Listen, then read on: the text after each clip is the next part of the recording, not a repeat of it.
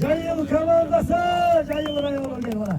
Адлет Мырза, Рысқұлбеков Адлет, мен білгені 25 жылдан бері ушул көкбөрүдө жүрөт.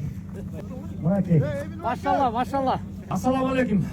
Туғандар, ассаламу алейкум. Бүгінгі күндің ең үчүнчү чемпиондору жеңишиңер куттуу болсун. Алла разы болсун. Бүгүнкү ушул жакшы оюнду бизге уюштуруп берген ушу Калыс мырзага Алла разы болсун. Ушул эки район биригип өткөрүп жатат. Эми Алла буйруса бизге кезек тийди, Кудай буйруса. 27 декабрга Кудай буйруса Памфилов менен Жайыл районун даярданабыз, Кудай буйруса. Келиңиздер мейманга.